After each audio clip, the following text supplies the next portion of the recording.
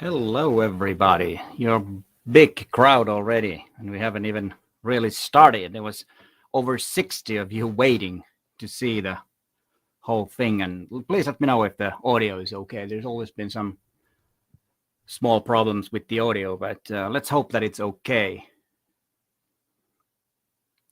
And we have hopefully a good evening today, and there were a lot of nice comments already, and people are really expecting a real nice evening, and I hope that this will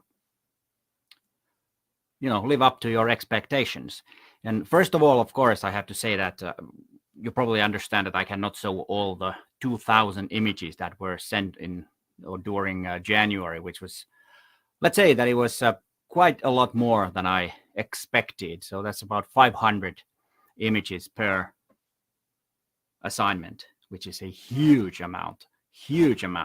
And another huge number, or a couple of huge numbers, are there are about 2,500 members in that Facebook group, and 2,200 of you have been active, commenting, liking, or sharing your image. That's a huge amount. And the images that were sent got 45,000 reactions. That's a huge number. It's just mind-blowing. And there will be some questions along the way, so please, I have my chat window over there, so I trying to watch the camera here, so I cannot see all the questions at this time. So we will have the questions a bit later. And of course, if you have any comments about the images, please comment them and tell what you like, and comment if I may have made the right decisions, because of course it was a really hard decisions to pick images for this live stream, because there was such big amount of images. But that means that the quality of the images will be really high. Let's see if there are any audio. Okay, I'm just checking. Yeah, all over the place. I saw there's somebody from Uruguay. I see Finland, Poland, Germany, Australia, New York City, Western Canada, Haifa, Israel, Bogota, Colombia, San Diego, California, Virginia, St. Paul. Is that Minnesota, is it? Yeah, MN. Or Minneapolis. That's Minnesota, probably, yes. And William Hansen, everything, you aren't frozen yet. No, I'm not frozen. I'm not covered snow either, because we've had quite a big snowstorm here a couple of days now, and it's lots of snow. So you might be future videos with some me in the snow, but let's see what happens. Okay, New Hampshire, Bruce Preston, Copenhagen, Norway. That's a big bunch, and we're over 100 people, which is a huge amount, really huge amount for this type of live stream. Usually a lot less when I've had these. Minneapolis, Minnesota, USA. That's okay. So we got Tampere, Finland, so all over the place.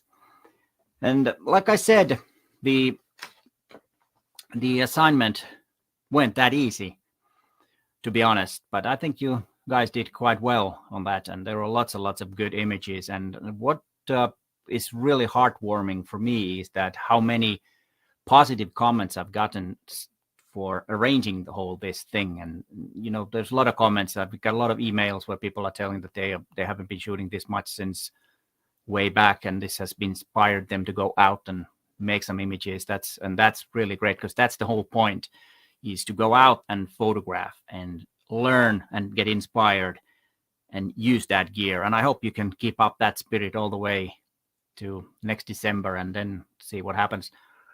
But I bet that many of you have inspired. And what has been the most interesting assignment so far? So please let me know in the chats which is the most fun. And maybe what is there any of the 4 first assignments that you didn't like that much, or which one was the hardest one? Because usually the more simple the assignment is, the harder it is, because it's you think about the obvious. But if it's a bit harder, then you kind of think more and try more also. And a few things that were not clear for this live stream was, first of all, that you only can send one image out of the 4 assignments that you have sent, or maybe you took part of 3, or maybe you took part in 2. That's fine. Just send the images.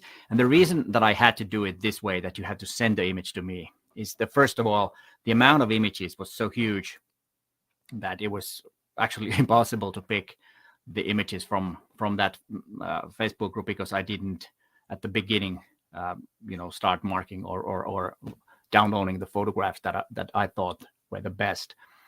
And this way also, the images that I sent, I have the permission to show these on during this live stream. Otherwise, I wouldn't be sure if that particular image was something that I can show on this live stream, because copyrights are something that I respect. And also, there might be a person in the image that does not want to be on this live stream, and then of course we need to respect that too. So I'm sorry about the inconvenience. And then one thing, of course, is that not all of you are using Facebook, so sending the image through that, you will possibly get some feedback. And I'm sorry about for those who are not in Facebook, but that's at the moment the best way to share the images for this type of thing, at least for now. And maybe in the future years there might be better ways, so that there aren't any concerns or any obstacles from that platform. But I think we should start. Let's see what you say about the assignments. Well, there's a few says that there are darkness has been the hardest, but guess what? There were pretty good images in that assignment, darkness. I think it's interesting that is hardest. That, like I said, if it feels easy, you kind of take it easy too. You're not pushing yourself. But if the assignment feels hard, you need to push yourself a bit. So a harder assignment is most likely a better assignment. And I think that was something that I noticed, because the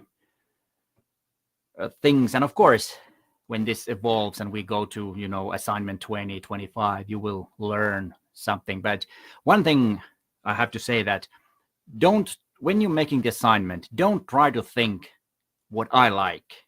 Try to think for yourself and photograph the way you want it. Then good things will happen. If you try to please someone, then you won't be better. The thing that pleases me is that you do your own work. You go to your own path, photograph the way you are photographing, and developing your own style and idea of photography. Don't try to please someone else. That won't.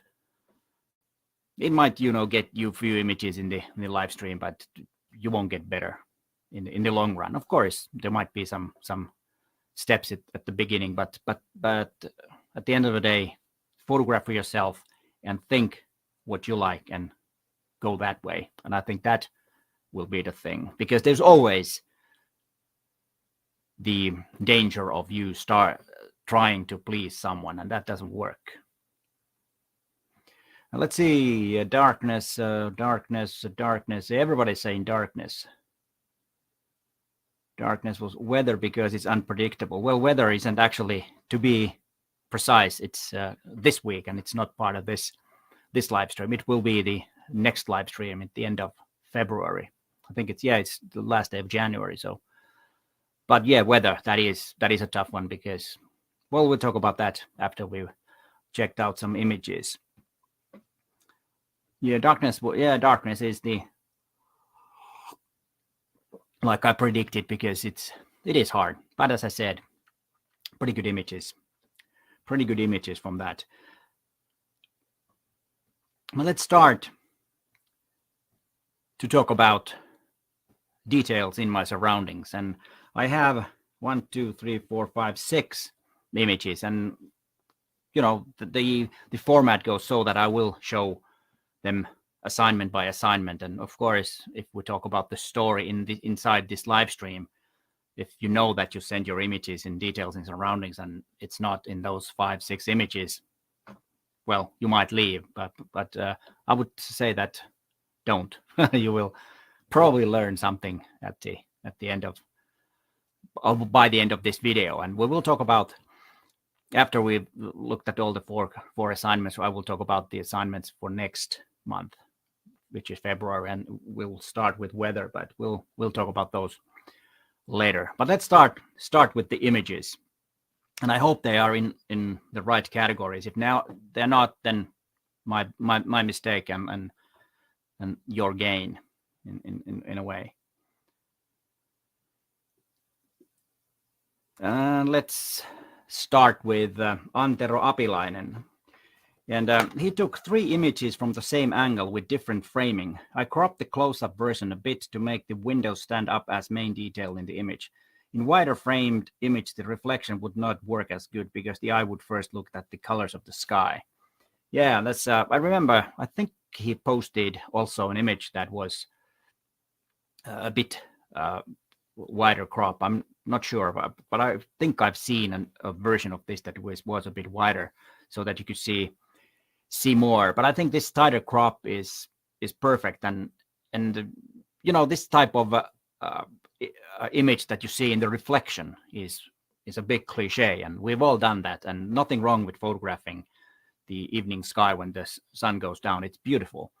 But I think this is a clever idea to photograph it as a reflection from a, what was that? Did it say what it probably looks like a sauna by the sea or by the lake, which is quite common here in Finland. Also the type of building. There's a lot of those summer cottages and summer saunas look like that. So it's a very familiar look or familiar image to me, or the feeling of the image. But I think having the detail in the window, and still the detail is quite big. It's the whole horizon, the lake, the water, whatever that is frozen, or could be a field too. It doesn't really tell. It doesn't really matter what it is. But I think the reflection as a detail is a clever idea, and I really like this image, and the color tones and everything. It's a bit darker there on your screens, but I think it looks better on your screens when it's dark, because the exposure, I made this a bit brighter, so it shows better in your screens. And the light on this is really great. You can see the structure or the texture on the building, on the house or the barn or sauna, whatever that is.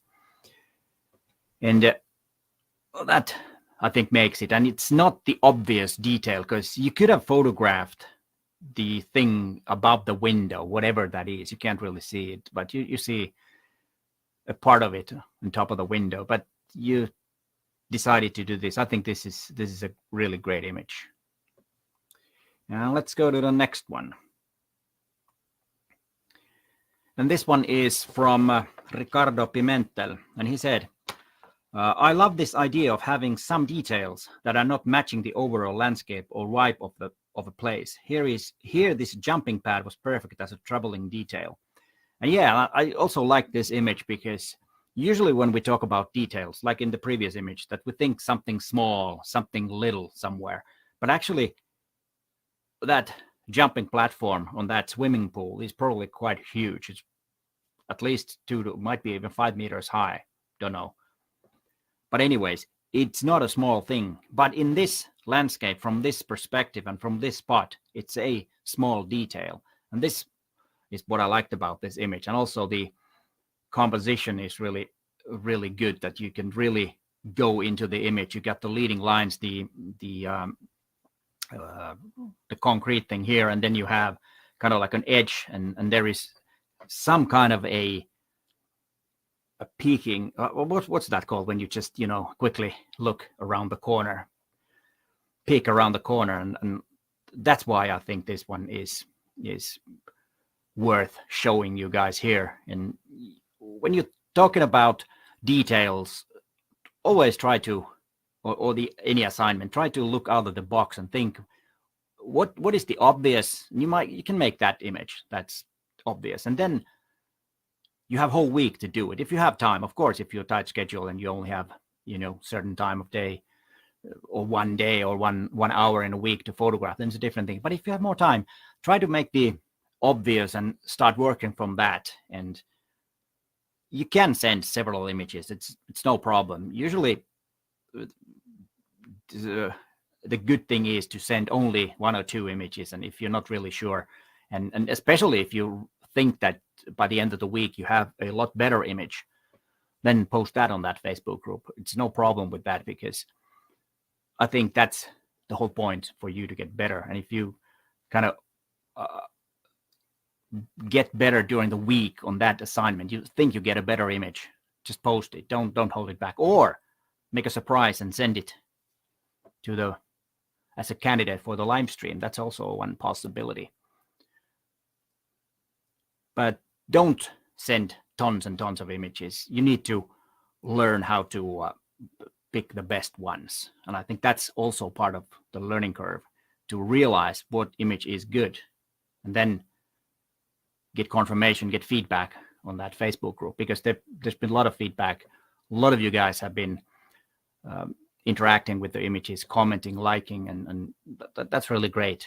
That's really great, because that makes it a lot bigger thing than just me commenting on some of the images. Unfortunately, no way I can comment 2,000 images, but I will try to pick as many as possible. Like, I haven't really looked at the weather images yet, but I will tomorrow. I will start looking at those. But let's continue. So what do you think so far? Peak, yes, that was the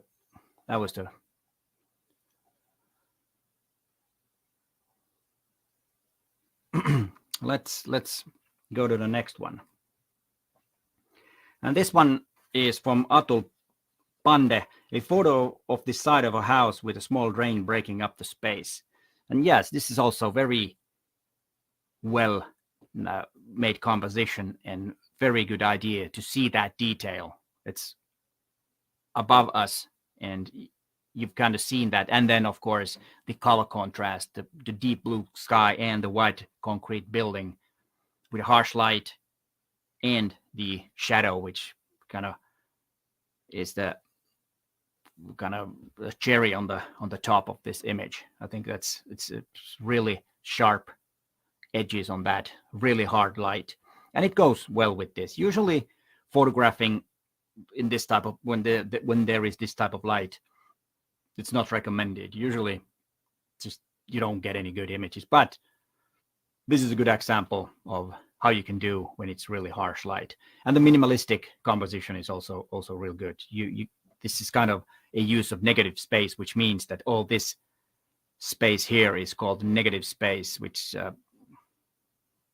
kind of, there is nothing there, so it's a negative space, and the subject is here, which is the detail, which I really like. The simplicity of this image, I think, is the biggest achievement on this.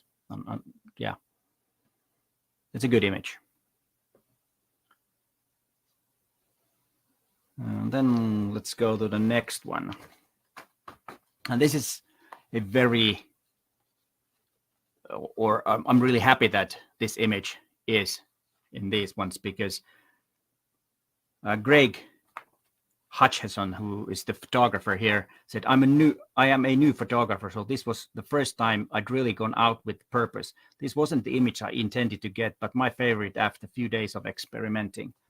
And you know, this is a bit bizarre. What is that sink doing there, right in the middle of the street? And this was something that I commented on Facebook group, that the background, this car was really bright, and that was something that was a bit distracting. It draw our attention to this too much, and then lowering the exposure in the back made this one come more forward. And I think this is just a great image and a great composition, and I'm glad that you posted this image and fixed it a bit. And I think it's a bit bizarre image in a way, because you always, like I said many times, I like, probably always and every time when I'm reviewing images or giving feedback, I always like images that raise more questions than gives answers. Like this one, you start wondering, what is that do? What's the story of that sink? It's been somewhere and then someone has just dropped it there. Why? It's clearly there are some cars that are parked in a place that you're not supposed to park, I think, because the yellow line that, at least here in Finland, that indicates that's no parking there. Glad that the cars are black, so they won't draw attention, but the brighter car is on this side, which is the brighter part of the image. It could have worked so that this one was a bit brighter and this one was a black car. That could have worked too. But those are some things that we cannot really control unless we start waiting for someone to park a proper color car that we want on the image. But then we might lose the image. So don't worry about the things first, but then start looking and waiting if that could happen. You never know. But I think this is an excellent image, and I'm really looking forward to Greg's images in the future in the group, because if he's just started and delivering this type of stuff, then he has an eye. Yeah, let's go to the next one, which I think was, if not the best, but at least one of the best. Well, it's here, so it is one of the best. It's a detail from his Patrick Vanler Berke. Is a detail of my old boots. Just thought at the assignment detail when I was cleaning them at my working table and took pictures while switching off the lights and using live comp, adding some light with little flashlight. So there was very good technique too. So it's light painted, and what he did was turn the lights down and then used a flashlight to paint that not the color but the light to that photograph. And there are really, really good color tones on this. The brownish thing and old boot. You can immediately tell it's an old boot because of the color and the slight wearness and the texture and everything. And it's a marvelous image, really marvelous image. And like many of say, you've seen this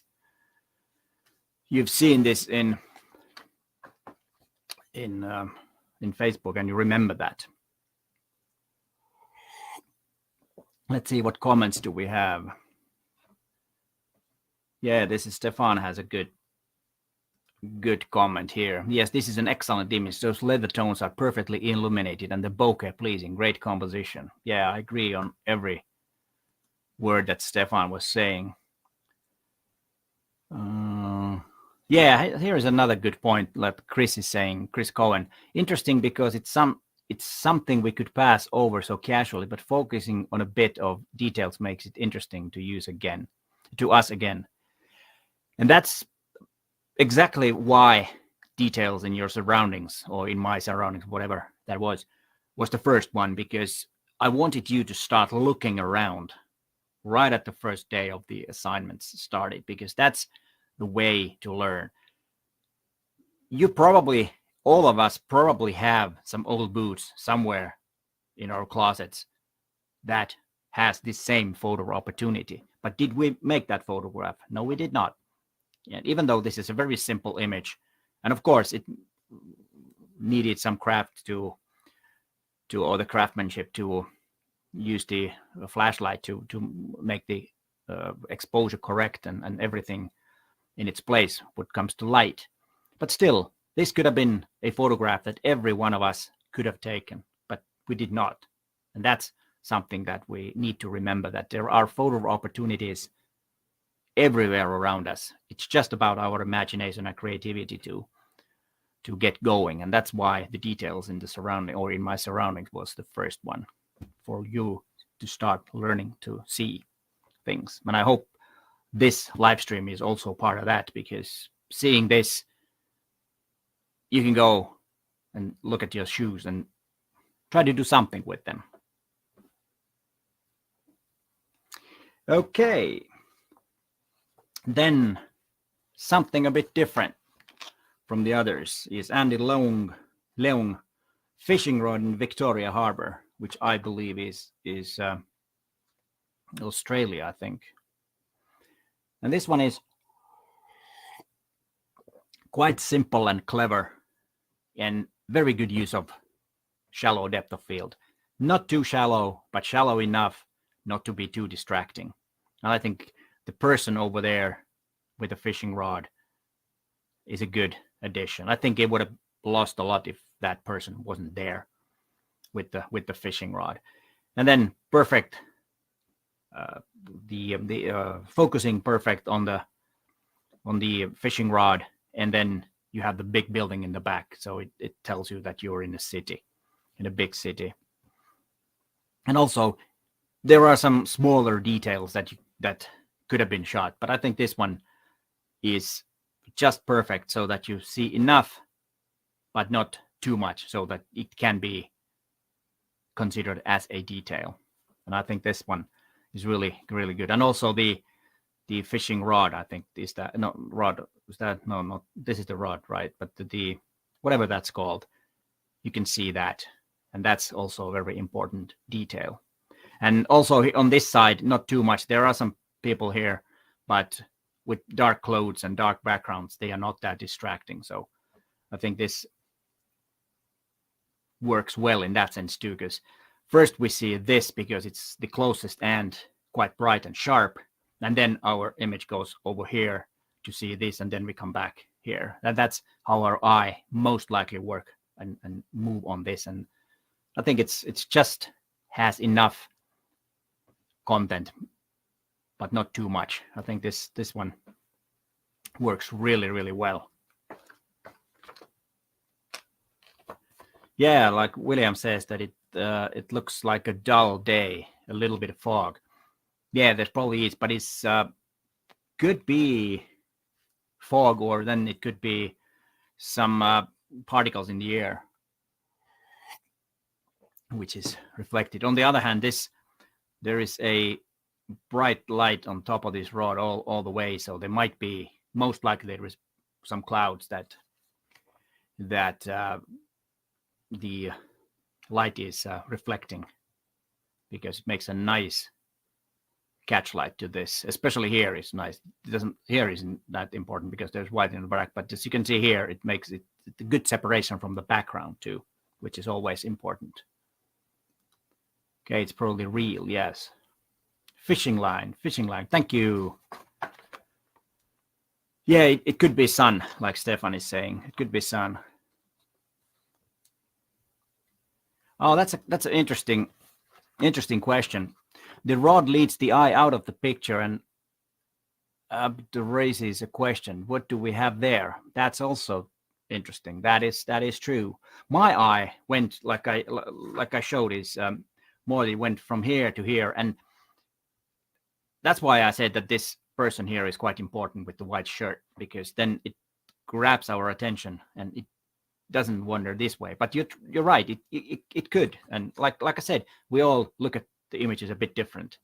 But yeah, that is good. And also the what's here, the other boats. What's there? Is open water? What is there? Docks? We don't know, and that's also something that we wonder when we look at this photograph. It's a good point, Jossi. Very good point.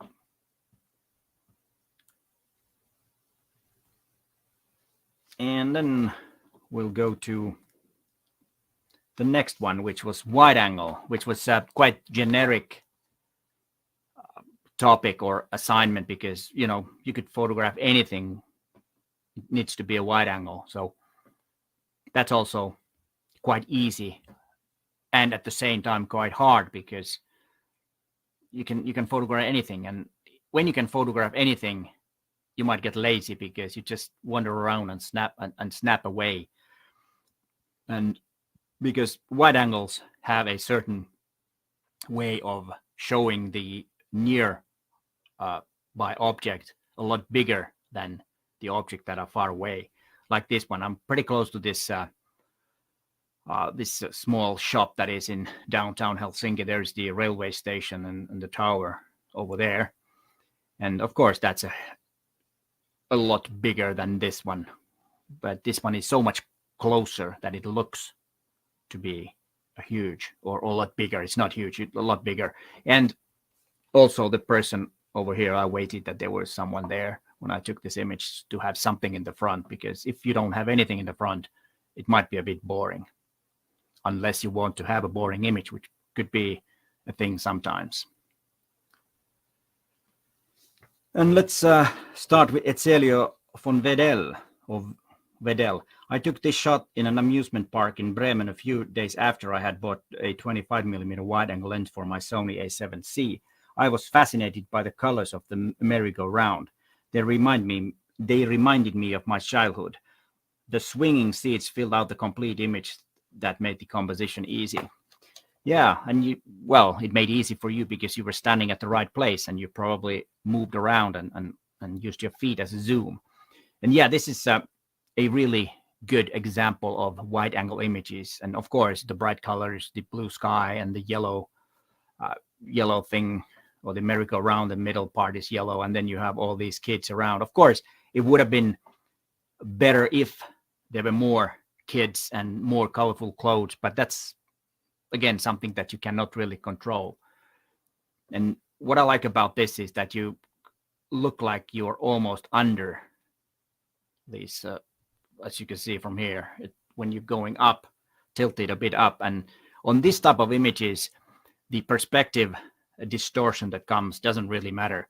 But if you're in a city where you have a lot of lines that are straight and then you're tilting your wide angle, it might look a bit odd. And I'm always suggesting that make some line corrections and make the perspective looking better. But an image like this, you don't really need that, because on this one, you also, when you have the wide angle, it looks like this is a lot higher than it actually is.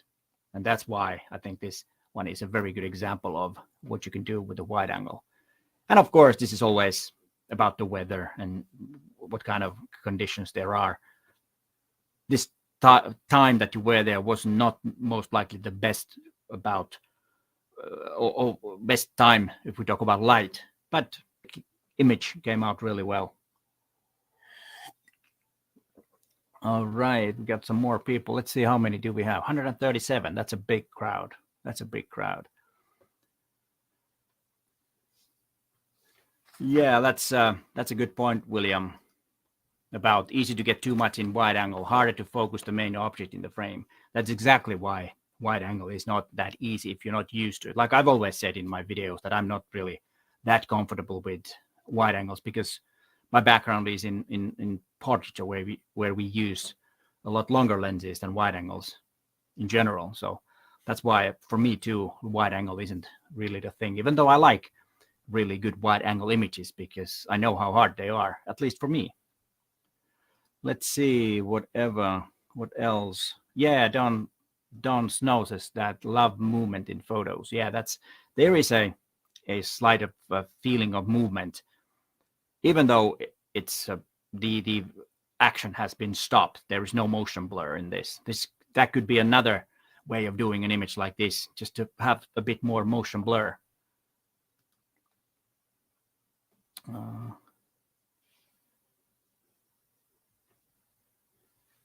Yeah, and let's go to the next one. Let's put that paper away and go to the next one. That's this keyboard here. And then we have James Boyer. My family and I often take photo walks together through the nearby woods and farmland just west of Zurich, Switzerland. I especially enjoy it when there is early morning fog that lends another worldly atmosphere to the light. These trees sit beside a field just off of a farm access road. I set out to make this image for our assignment using the widest lens that I have. And he was using the 8 to 18 millimeter 2.8 to 4 micro 4/3 lens. So was that a micro 4? Is there or is it a 4/3 lens? No, well, doesn't matter what the lens was, but wide angle anyways. And the composition here is totally great. And of course, the fog and the position of the sun is just perfect. I think this is on this one of the best images, and I really like the color tones too. It's subtle and not too saturated. My own images are usually quite saturated, which sometimes I can overdo that. But I think this really has some good color tones. The sky is great, and like I said, the fog, and like James said about the fog, and a good time to photograph is, early mornings if there is some fog. That's what happens a lot here in Finland, especially in fall when the weather is starting to get cold, but then there is some cold and warm weather mixing, and there's a lot of fog, and this type of images can be made if you had these trees. Then you have to go look for them, of course. But there's one lesson too from this image is that when you're taking photo walks or walks with someone or alone, look around and make note of places and see if you can find a way to pre-visualize different types of weather. Like this place could be really great if there was a snowstorm, for example, or just a bright day. And this could be a place to visit over and over again and take images and have a set of images of this with the same crop, approximately the same crop, and then have a set of images of the same place, which could actually be a nice set. And that will also teach you something about light and atmosphere and weather and conditions if you take images in different types of weather of the same place and different times of day and different times of year. You can really get an interesting set.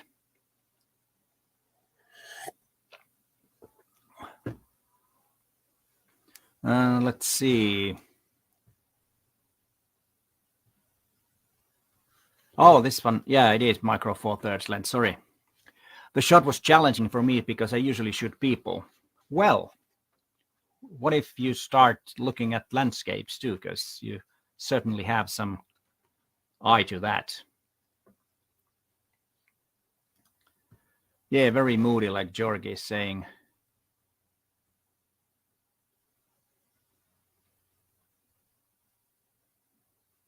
Yeah, then there's a question. Do you like the vignetting? Yes, I do like on the vignetting. It gives the eye more straight view to the middle. And then because there is not much elements on the edges, which would block our eye to wander away. If you didn't have the vignette, that could be the case that the eyes just wander out of the photograph and doesn't feel that interesting. So I'm a big fan of slight vignetting. Don't overdo it. Just do it slightly. If you can do it naturally so that the light falls the right way, then that's of course better. But you can do it in post, just a slight vignetting, not too much.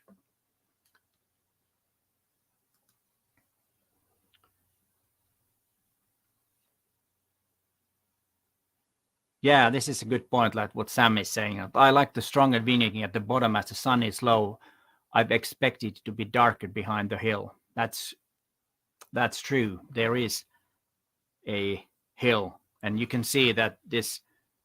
Let me turn that away. You can see that this probably comes a bit down because it's in the shadow. It's lower than this part because the sun is quite low and it casts a shadow here. But what's interesting is that it doesn't cast any shadows of the trees. So the light is really, really soft. There is a slight, oops, wrong mouse. There's a slight shadow here, but not really here, which is interesting actually. And then there is something here, which is something that I would clone away. It just, a small distracting element doesn't belong there. I don't know if it's looks like a beer can or something. It could be a rock or anything, but I would probably darken that side a bit, but it's not a big thing. Not at all.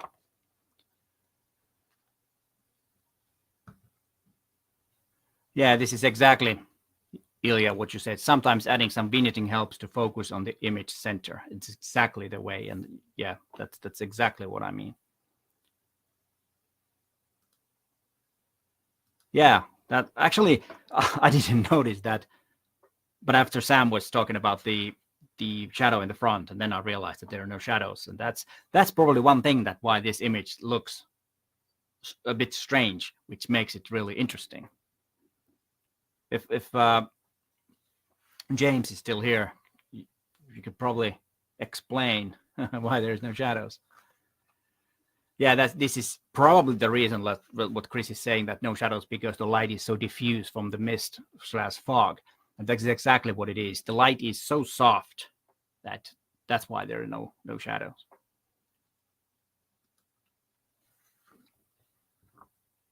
Oh, and then there's a question about this. Would you crop the trees lower with the horizon on third with more sky? I could. I'm not really sure. I think this one is okay like this because it's right there in the middle, the trees, and you have enough or equal amount of sky and the grass in the front. And because there is a slight hill and the shadow in the front, I think this crop is okay. It could have been more sky, but there's not that much interesting stuff in the sky. I think there is just enough sky, but it's something to consider. It's a good point. Soft fun. That was a good observation of that.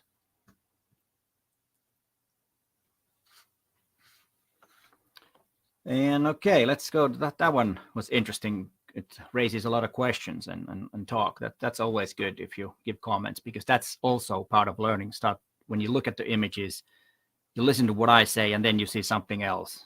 Please comment on that. I try to follow that because you guys seem to be really active today. And let's go to this one. This one is, I don't know if that's the real name. Probably not, but it's Olympus Snow. And he've taken on back deck in the morning. Sometimes I smoke a pipe with the tea and relax and ponder ideas. I love viewing old photo albums when revisiting family and friends. This photo felt like it needed a worn old photo look. And it was vintage look was added with Analog Effect Pro 2. Not familiar with that software, but it looks really nice. And there is some overlays, as you see over here. And usually you don't use wide angle for portraits, but images like this, it works really well. As you can see, the face is a bit distorted. You have the chin is probably a lot bigger than this, and then you have the cap, which kind of frames really nice. You have a really nice frame, and it prevents our eyes to wander away. And then you have the smoke here, and I like the way it is in the eye there, but you still have the other eye, and of course the fierce look and real serious look. And I think this is a really good selfie, and using wide angle for portraits like this can be sometimes really good. That's not the first choice, but it can work if you really think what to do. And let's say that without the pipe, I don't think it would work. It would be just odd looking, but the pipe is kind of the thing here. And of course the smoke.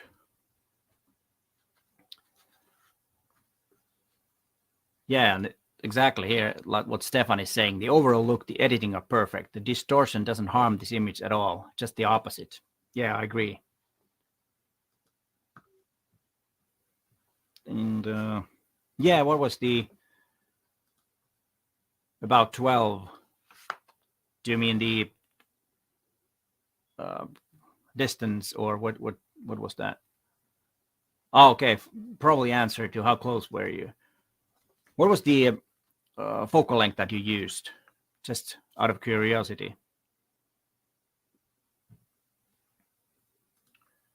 Yeah, it looks like a cold drawing, like it. Yeah, there is a small wipe for that too. Yeah, this is interesting what Louis is saying. I like this. This image keeps me guessing, wondering what is on his mind. Well, he's here. If you want to share, what did you have in your mind when you took this image? The smoke takes around his face is perfect. Yeah, I agree, totally agree. Like what Nick is saying, the path that the smoke takes around his face is perfect. Yeah, it totally is, and that's a big part of the whole thing, and that's something that you cannot control. So usually if you do something like this, you need to take several images, especially if it's a selfie, you cannot see the end results. But if you're taking a portrait of someone else, you can of course chimp on these occasions. It's okay, because you need to have the smoke perfectly going, otherwise it won't work. Like here, it goes perfectly around the nose. It's just Just perfect.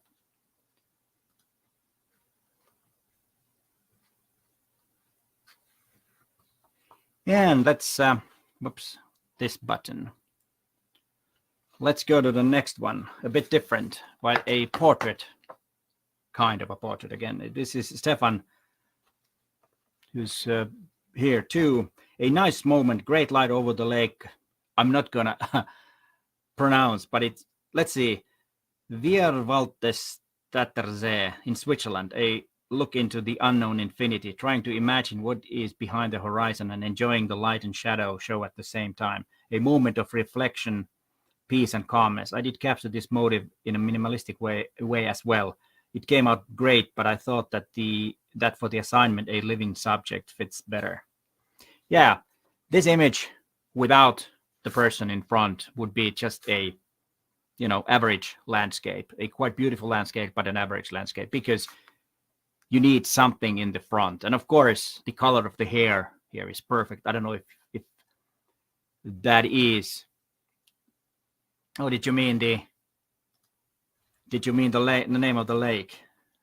It's a mouthful.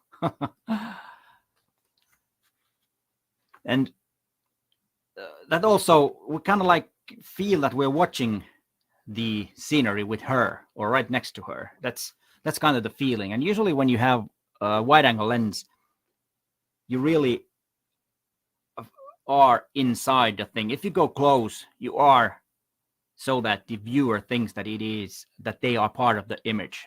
You kind of like go in faster. And then of course the color of I said about the hair, but also the hat is perfect.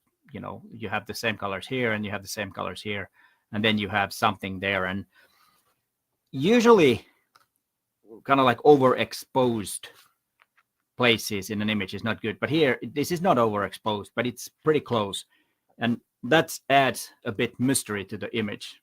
And also when we see especially there, the clouds are a lot brighter. You can see the clouds kind of like go in there, so everything goes in there, and you can see and know where she's looking at. And I think this is one of the best in this set of wide angle shots. Not a very complicated image, but usually simple is beautiful.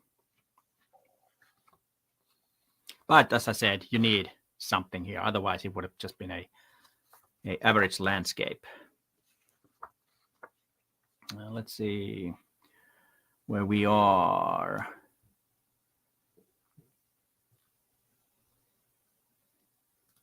Yeah, this is also a good point from William. Better quality photos on here. I think no unnecessary compression as on Facebook. That's true. They look a lot better when I'm watching the stream over there on that side. And yeah, you're totally right. Yeah, like Jorgi saying, tone of the hair fits perfectly to the scenery. Exactly. And if this is we have to think about image editing on these types of images. This is a photograph of her looking at that, then changing the color of the hair is not okay. But if this is just kind of like an illustrative image of that, and she's only there because there needs to be someone, then it doesn't matter if you want to change the color of the hair. But if it is natural, then it's just perfect.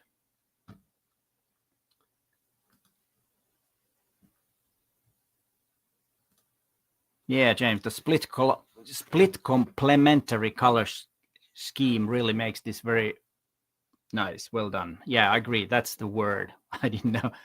Complementary color scheme. Yes, exactly that. You have the warm brown and the cold blue, which is a real good contrast.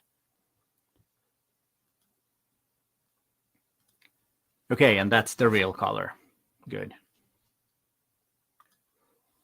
And okay, let's go to the next one. A person again, and a bit different one.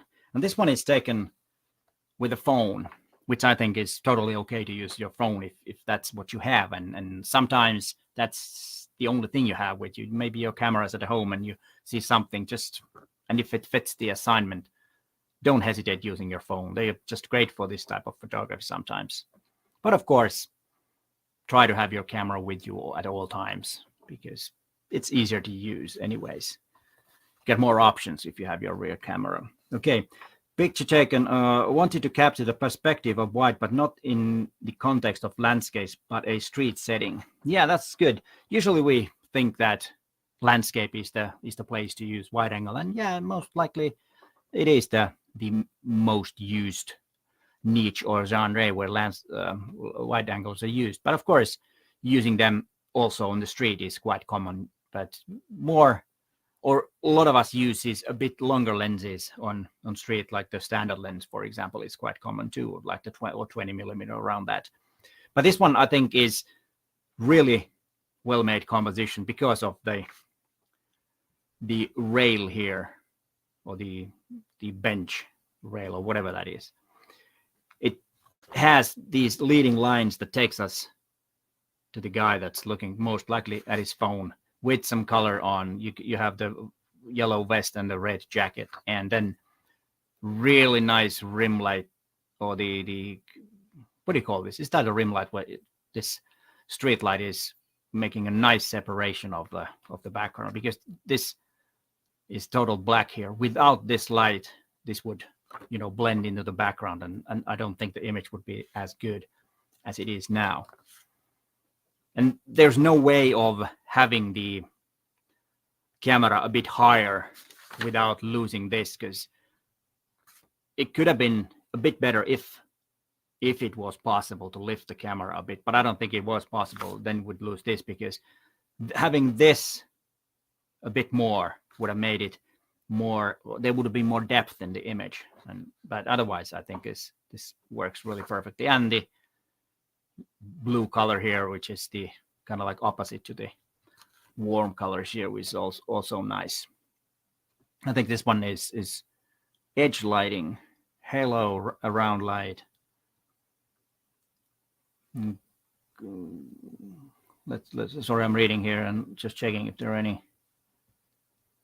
Yeah, this is what Nick B said. Love how the bench lines lead you right to the focus point of this image. Exactly, yeah, the really good use of leading lines.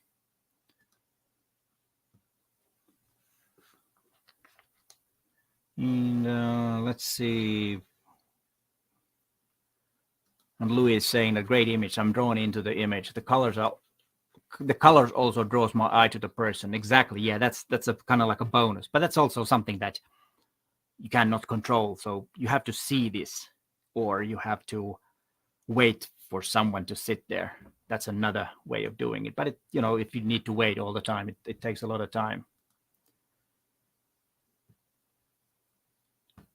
Yeah, let's see. Yeah, people are saying that it's a very good crop, and I totally agree. It's really, really well made crop.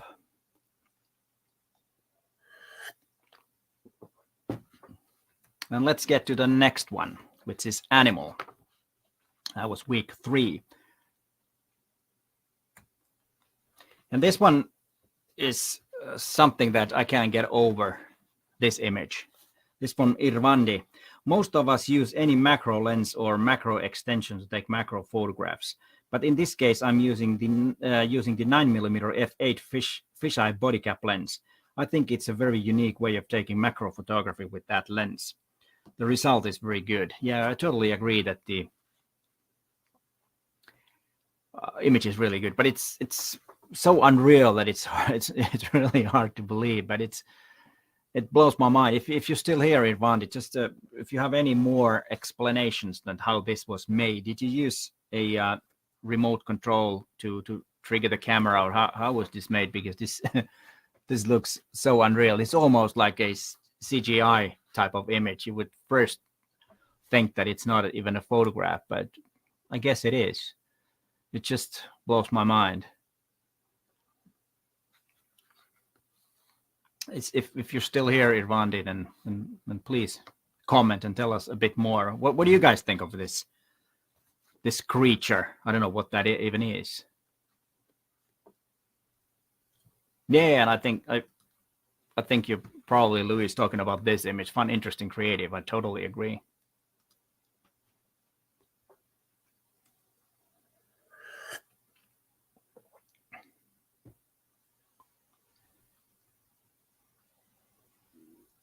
Oh yeah, this is a good one. 50s Japanese monster film. A good one, Casey.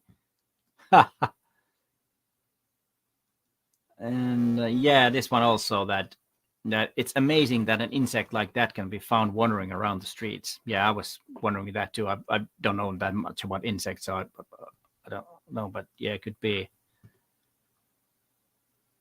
Yeah, this one also perfect lighting on creature shadows really add to it. Yeah, it's a pretty harsh light because the edge of the shadows are so uh, sharp, so there's no kind of like feathering on the shadows at all.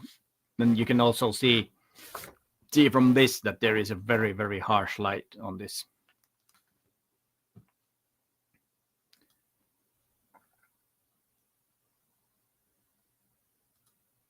Yeah, like what Sam said, I hadn't realized that the 9mm body cap lens was so sharp. It's actually the I don't have that lens, but I have the 15mm, and it's surprisingly sharp.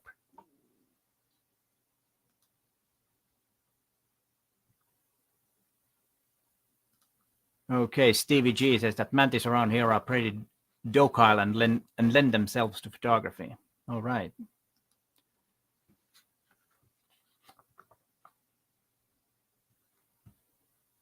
Yeah, that's true. What Victor is saying. A part of a leg is a bit cropped, but overall very good capture. Congrats. Yeah, I totally agree. That's a slight mistake, but on an image like this, I don't think it matters because there's not much control you can have. You just need to snap it away and get the best image you ever could.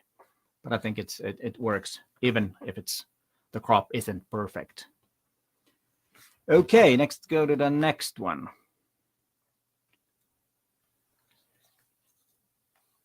And then we have Stephen Friedman.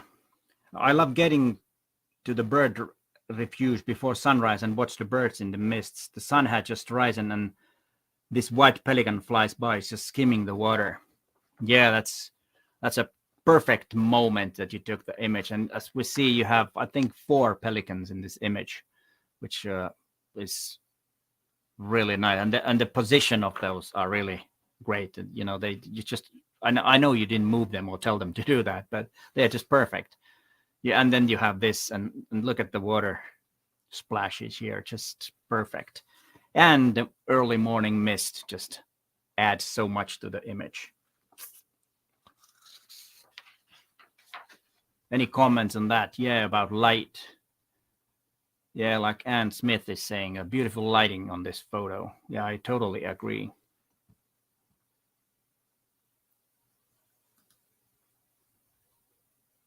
Oh, this is a good point from Don. I really enjoy this reverse engineering table talk of photos. Well, glad you enjoyed this. At least I'm having a lot of fun. I hope you guys are too. And let's see. William, too early for me, but yes, morning has its own magic touch on photos. Well, you have to get up earlier, William, to get this type of shots. The early morning mist. That's a challenge for you. You had to do it. Light is superb, says Ilya. I totally agree. Yeah, James Boyer says that really lovely direction and quality of light. So cool. Yeah, and light is so important in photography. We have to remember that the word photography comes from the Greek word painting with light. So we need that light. And most of these photographs has had a really great light. And that's a big part of the whole thing because light shapes the objects, light gives the mood, and lack of light, as we will see, will also be interesting.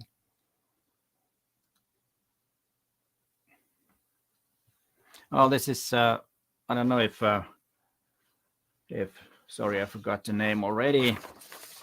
If Stephen is here, let us know a bit more about the techniques if you're still here.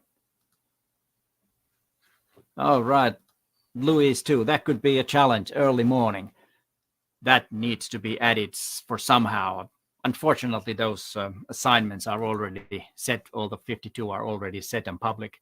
But if we continue, and I hope we will next year, then I'll be sure that there will be early morning.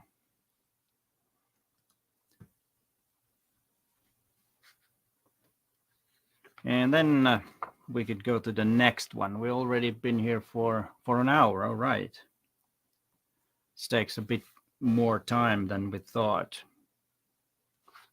Let me see. Did I have the text of this?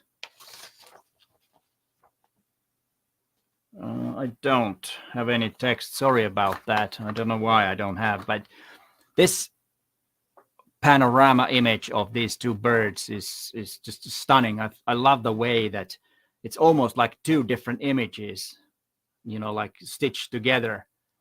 And this really works well. Let me see. Press that and see. It's Young Tai Kim who made this image. Unfortunately, I don't have, for some reason, I don't have the text, what he wrote about this, but glad we could see the name here. And let's go back to this mode. I think images look better like this. And yeah, what do you guys think? Well done, Snow. What crop is this? Very interesting. Well, it is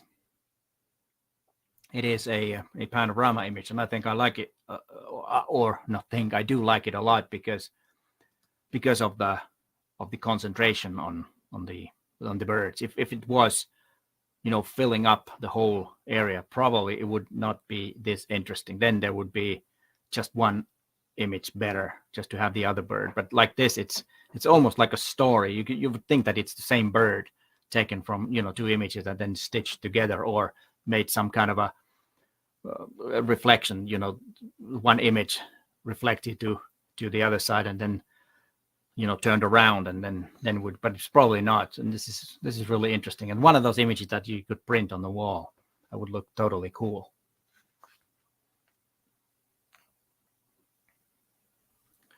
Let's see. Yeah, that's also nice use of exposure to bring a bit detail in the tree and darker part of the birds while making it appear if it's were on white canvas. Exactly. Yeah, this is very, very well edited, and of course the original most likely has been very good. Yeah, it is. It is a stunning image. I totally agree. Let's see if I have the right text for the next one. Yeah, I think it is. This is let me check that I'm. Yeah, it is. Now I'm back on the track. This is Artturi Mustonen. It's a photograph of our family's youngest member, Doberman puppy called Eva. Yeah, and this one too. The thing about the light, as you look at this light here, there is the sun, and you can see the light, and you can see the light over here to make the texture of the snow. You can see the snow, and you can see the snow banks, and you can see everything.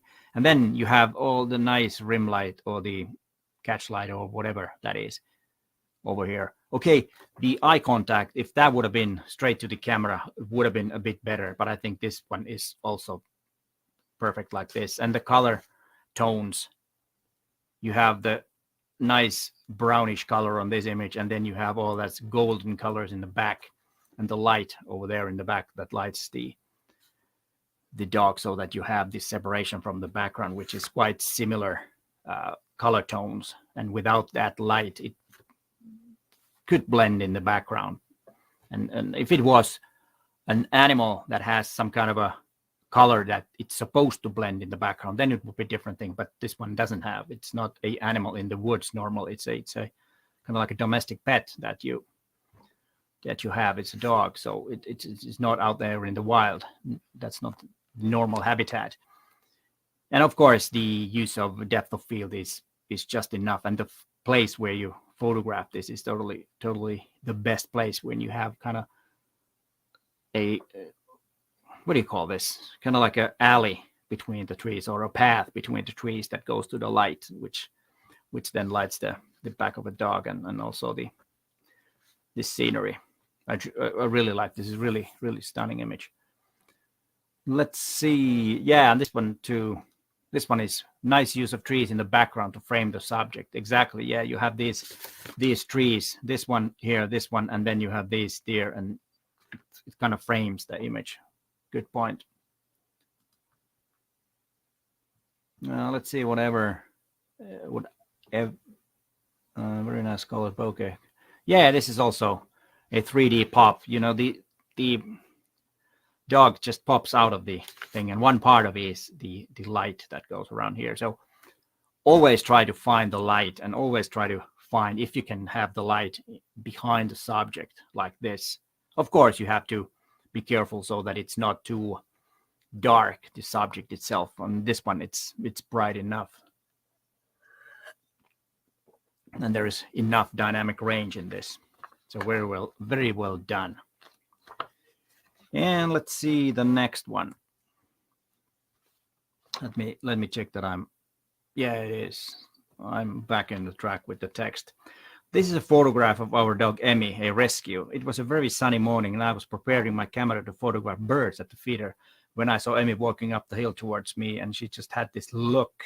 Yeah, you can see the look in her eyes, and looked like a small wolf walking across the snow-covered ground. I only got this single image, which is slightly overexposed, as I didn't have time to correct exposure setting as I had originally set up for the birds. I did not know what I had captured until I viewed the image on my computer, and it is when I decided to switch it to black and white and create more of a high-key image. Yeah, I think the editing is a big part of this image. You said that it was a bit overexposed, and yes, but it's not that much overexposed that you ruin the image, because this background here, even though it is a bit overexposed, you can actually, it looks worse on your screen. You can't see this on my screen. So it looks better here on my screen, unfortunately. But the thing is here that turning this to black and white and make it a real high key type of image, and it looks almost like a drawing. And then of course, the moment that you press the shutter is perfect, because the eyes and then this front paw is like this, like it's really coming for you. And yeah, it looks like a wolf. First, when I saw the image without the text, I thought that it was a wolf, but you know, it looks stunning, and really something that you should print. And if there are any comments, yeah, Chris Cohen is saying that the overexposure kind of makes it more interesting than had it been more balanced exposure. Exactly. This time it was a good thing. Yeah, and it looks like a pencil drawing. I totally agree. Yeah, the wolf, yes. Cute Doberman. Yes, that was the image before. Yeah. Let's go to the next one. I spent, this is Lucas Fiore. Let me check that. So yes, it is. This is a photograph. No, sorry. I spent a day with my dog, Corn Cob, took him to a nearby city. I'm from Sao Paulo, Brazil. It was a hot day. Took several pictures, but only a few were keepers. I loved his joyful expression in this one, and the composition clicked. Yeah, I totally agree that the composition clicked. I remember commenting about this in the background, which kind of adds a lot to the image. It's and the black and the white, which kind of is here too, the black and the white, and you know, there's some complementary colors, and also it's opposite. There's more black here than white, and there's more white here than black. So it's kind of like I don't know what do you call that, but it's really like yeah, exactly. Like Georgi is saying, haha, this makes us laughing. Exactly, and you know, it puts a smile on our faces, which is also important.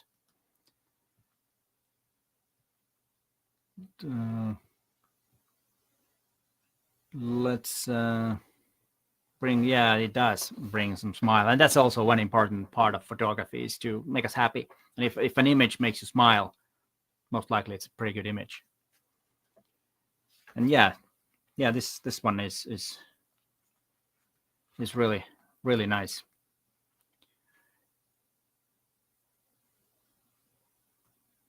Yeah, and let's go to the next one. This is David Mansky.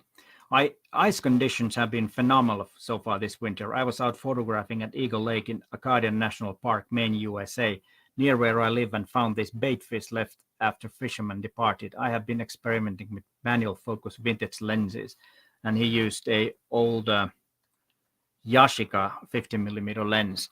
Yeah, very nice composition on this image. I'm not really sure if this is a proper way to leave the fish on the ice like this. Maybe it's for the birds, I don't know, but it looks a bit sad in a way. But if you look at the image, beautiful light from this side, you can see this.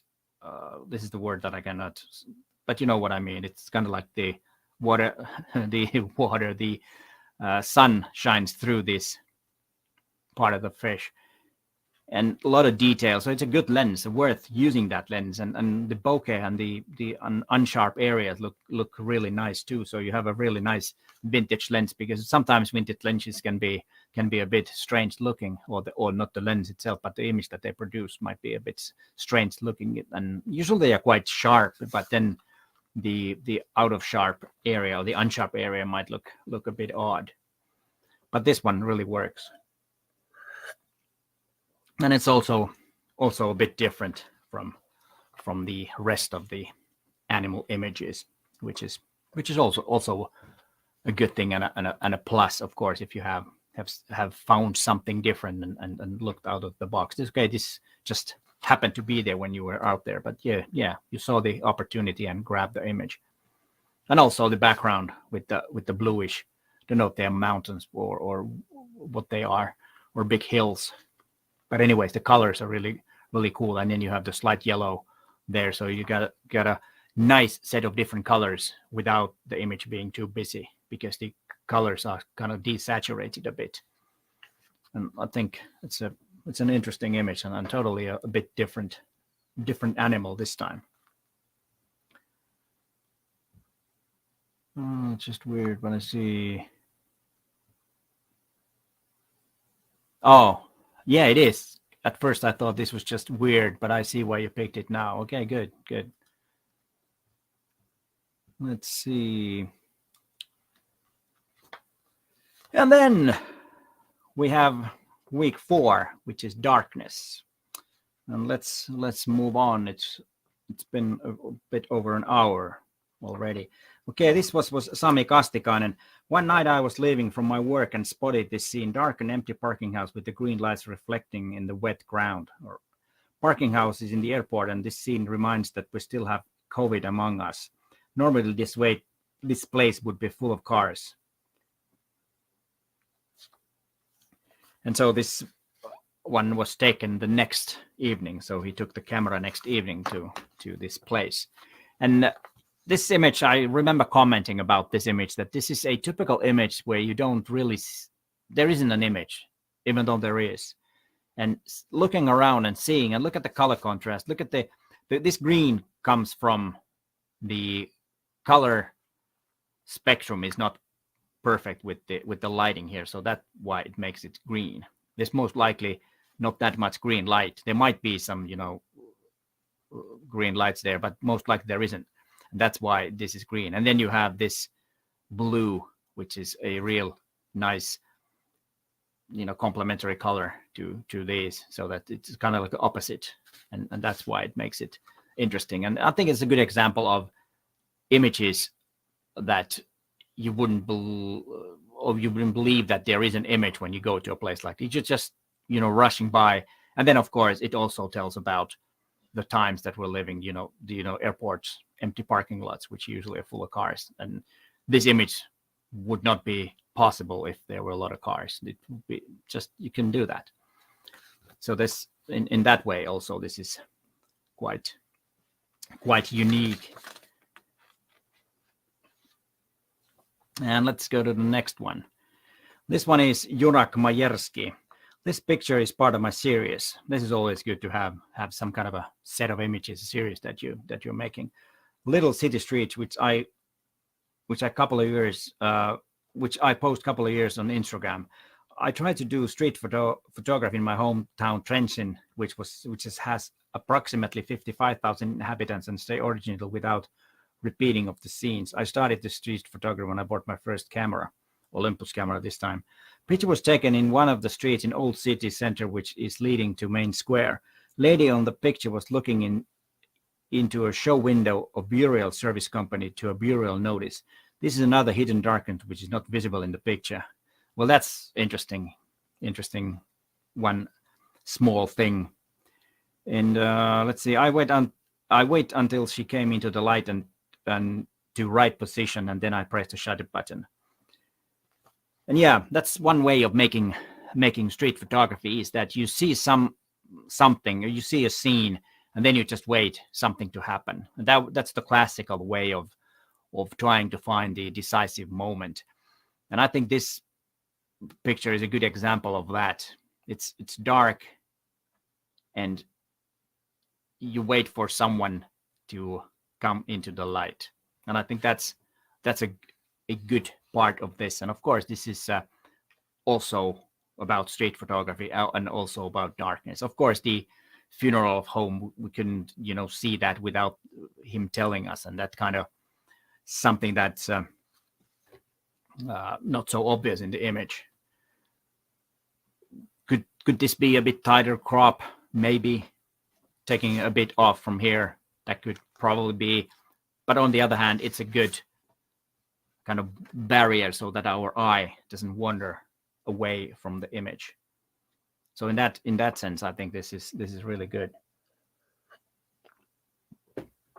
Moody, film noir, what Yossi said here. Film noir, totally, yes.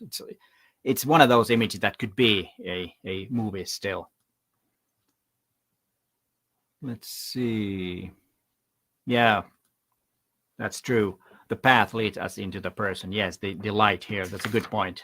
We have the light here, and it leads to the person. And this is something that you need to, if that's intentional, you need to pre-visualize that. When someone stands there, then I'm going to make the image. And if that doesn't happen that night, then try it again.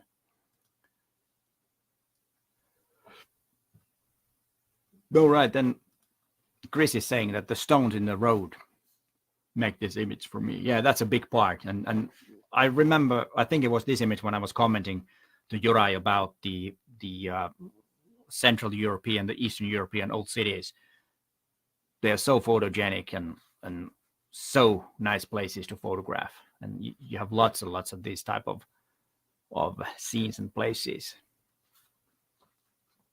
Yeah, that's true what Stefan is saying. At nice use of black and white, no colors needed here. Exactly, no colors. I think colors would be a bit distracting, even though we don't know what the colors are.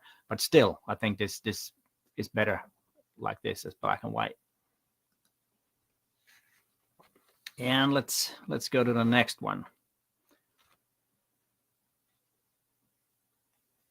This one is from Rusty. Let me check. Yes. Whoops.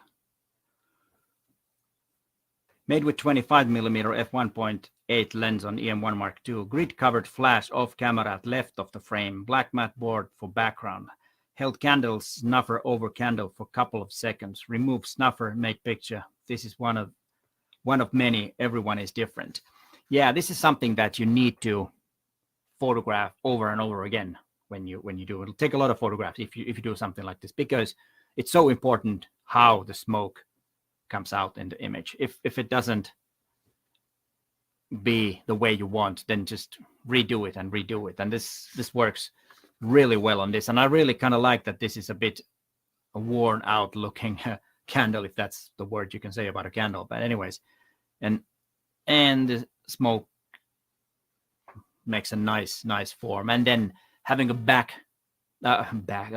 background on this is really important. So I don't think this could have worked if this was in a bar and you could see some lights in the back. This could work with different colors, but just an image like this, a simple image like this, it works. And like I said, he used a off camera flash left of frame, so there was a flash on this side to light up this, and it was with grid so that it only hit this area. so it didn't hit that much over here. Or if it did, it was, the power was lower because it was kind of from a grid, and that's really something. Yeah, that's a good image. Let's see what you guys think of this image.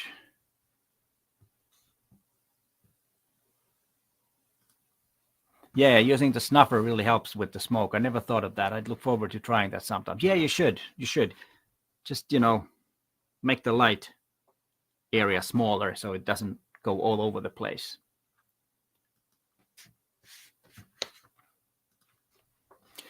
Oh, hi Ben, how you doing? I love these kind of images. Smoke can be so dramatic. And by the way, if you don't know the Narrowband channel, go check it out. If you're interested in astrophotography, it's great stuff what Ben has. And let's see the next one. I don't know if you can see the image. Can you see the light? And this is Ann Gardner, light of the Wi-Fi box. And there was, I remember he was in the Facebook group, he was talking about that this is the thing that we've seen for 2 years now, when we have all different levels of lockdowns and quarantines that we have to stay at home, and this is the most important light that we have, so that the Wi-Fi box has the blue light, so we have the connection. And I think this image is brilliant. It's brilliant. It's a real good use of negative space, black area, and the only light we have is the Wi-Fi. Yes. This is so clear, so great. And let's see.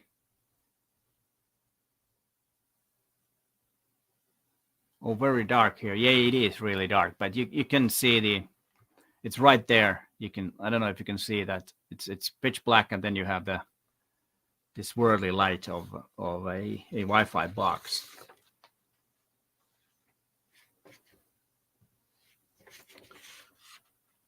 And let's go to the next one. And this one was something totally different. It was a still life, well-made still life, and it's Kathy Swain who made this image, and she was telling us at the Facebook group when she posted this image that she's not that experienced with Photoshop, and was asking that how does it look, and is the image editing okay, and I can't see any big mistakes here what comes to image editing. I think it's very well done, and there might be some faults, but you don't really see them, so no problems with that. And there she also wrote about the cards that there are, that the first card is chaos, second card is negative thinking, third card is doubt, fourth card is contemplation, and fifth card is transformation. So some dark things on those tarot cards, and you got this kind of, I don't know, the wrong word is to make me smile, but it made me really happy that someone tried to do something like this and really pulled it off, because this is not an easy thing to do. A lot of elements, you need to have proper light so that it looks good, and I think this has it all. I think this is as perfect as it could be when we talk about images like this, and really well placed. So you really, Kathy, have an eye for placing objects on a place, and the composition and everything is just perfect. The only thing that I commented is that it's most likely taken with a excuse me, with a wide angle lens, and there's a bit distortion at the corner. So if you are making still lifes, try to use a bit longer lens so that you get rid of those distortions. Sometimes there might not be enough room to use a longer lens, then just use whatever you have, or what's the proper lens, so that you can get everything in the frame. But if it's possible, then take it a bit further away. It's a lot better. Even though I like how these cards are more visible this way. If it was a longer lens, then these wouldn't be that visible. So in that sense, the wide angle might be a good idea on this one, even though I don't really like that distortion there, but it's a minor detail, and most likely you won't, mind at all. But let's see what you have here. Yeah, this is a good one. This is well constructed. When I first saw it, I thought got 5 phones. Then I realized they were tarot cards. Yeah, we see phones everywhere. That's a good one. Yeah, that's a good point. That's a good point, Chris. The lens distortion is okay in this image because it's fairly psychedelic look. You're right. You have a good point. Maybe it is a good. Maybe I was wrong about the use of wide angle. That's a good point. Yeah, and let's go to the next one. Burnt. This is a dark symbol for all the bad things. And I think a simple image tells quite a lot. There's no words, but barbed wire, that is darkness. If you need to use that, unless it's, well, you don't use that, to unoffensive for animals. That's you don't use that. But yes, it is quite dark. What do you think?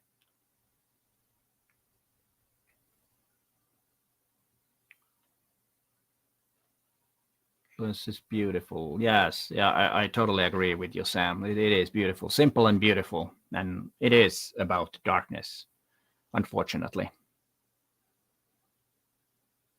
Yeah, but let's move on. And on a misty cold night, looking for diffused light, I found this composition which got it all. Light, fog, lonely bike.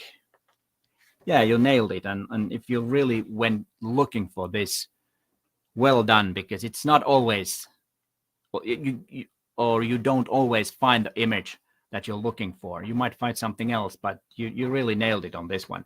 And I think this has some mystery and some real odd feeling to it, and especially the color contrast. You got these lights, which is a warm mist here, and then you have the opposite, really cold blue light, and a light trail here, which just nails it. And I think this is really a good image. What do you think?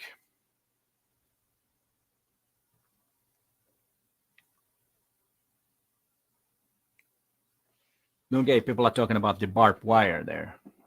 Okay, let's see that what Jörg is saying. Liking this blue lines complementary to the others. Yes, exactly.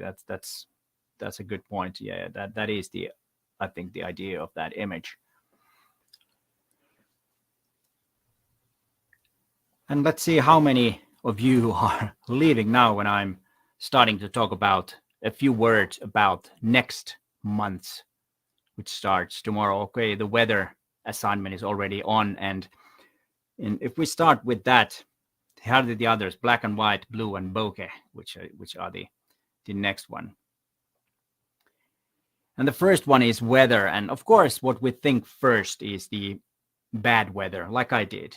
The obvious, snowstorm, wind, snow all over the place, and people need to cover. They use umbrellas because it was a bit wet weather. And I took the approach, like I've probably written this many places in my blog and the newsletter and the Facebook group, that I was looking for something that how does it affect people when they go out to the streets? What do you need when you go out? And I have a video about this photo session that I have coming up next Tuesday, which is tomorrow. So wait for that video for tomorrow. I talk a bit about photographing the weather, but I understand that snow isn't everywhere or that type of weather, but it rains everywhere sometimes. Okay, there might be part of worlds that never rains, but try to get that feeling, what it is when there's a blue sky and the sun, and that's it, harsh shadows, and try to do that. That also could affect how people dress when it's really, really warm, or when it's raining. Try to show the rain. And one good thing, or a good way of showing the rain, is to use flash. it's the same with snow. Just burst a flash and have a bit longer lens, and you will have really nice color, not colored, but really nice light on the raindrops, and it will freeze the action. And you could try something like that, or think out of the box. It's not easy. I think this is even harder than darkness, the weather, to really nail that, and try to really think of this, and see what we could find from this assignment.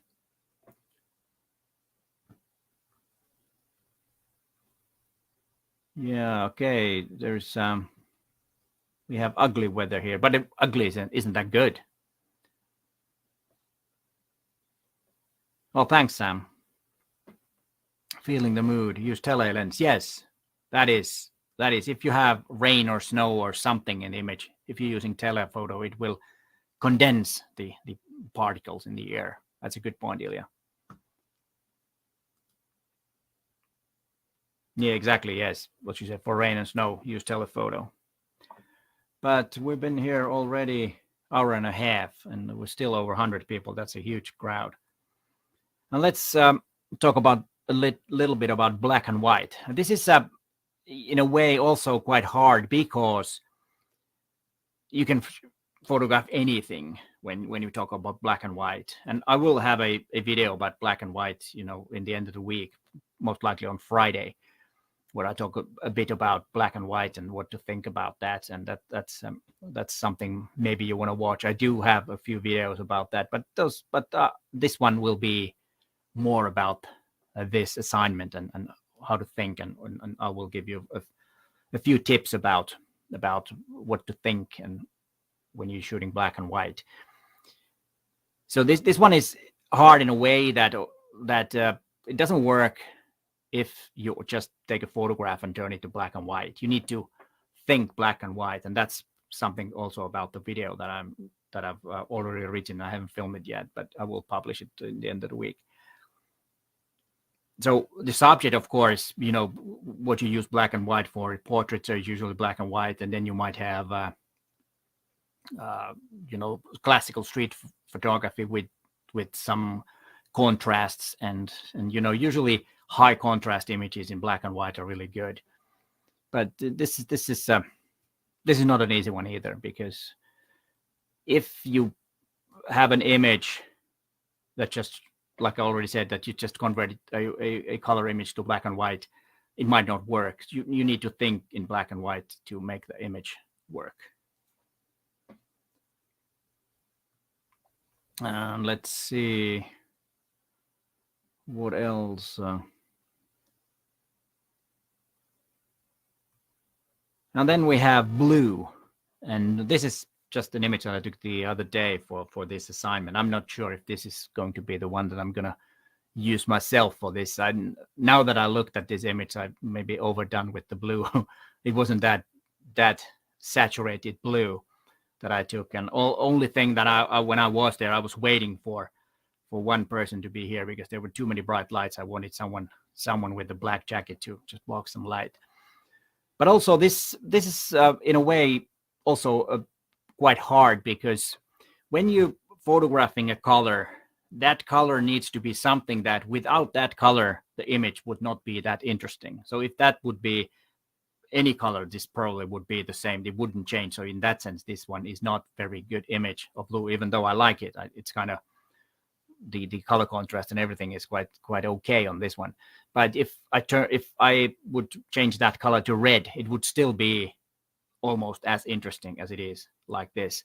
So try to find a blue that has meaning. And then, of course, you could start thinking, what does blue color, what symbolizes? There might be different feelings. You might feeling blue. That could be some approach to that. But it's also quite, in a way, quite easy. Just photograph something blue, but then it might be too obvious and a bit boring. You need to have something. The blue color needs to have a meaning, which is not easy.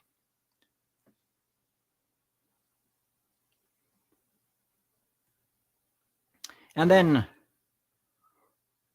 the last one for February will be bokeh, and this is also something that you really need to think so that the bokeh has some meaning. Okay, this is just unsharp image to show what the bokeh ball looks like, and this could be one approach, but then you need to do it so that the bokeh forms some kind of a image or symbol or formation or whatever, or colors or whatever, so that it is interesting. I think this is just, an average image on that. I like the colors and the paths or the formations of this, but that is something that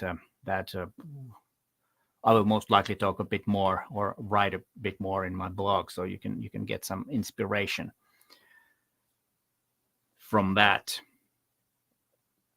But yes, let me put my in the big screen here. Thank you so much for taking part in the 52 assignment. I think it's something that has or at least it has surprised me how much you have submitted images and how committed you are, and I hope that goes throughout the year. And I know you might have some days or some weeks that you're too busy, or work, and there's life, so don't take it too seriously, but of course try to be consistent and try to make a photograph of that assignment per week, and try to learn something, because that by photographing you're learning. And then go to the Facebook group and post the images and comment other images, like other people's images, and interact with the images. And then I will have these live streams once a month where I similar type, we're talking about the images. And I really like the way that you participated in the chat and gave some nice comments and really good observation of the images, something that I haven't or didn't notice, and you picked it up. And that's really great. That's also part of the learning, that you start thinking of the images. And glad to see some familiar names here too, and a lot of new ones too. But hey, thank you so much for being here. There's still over 100 people, which is totally a big number. And thanks for watching, and bye for now.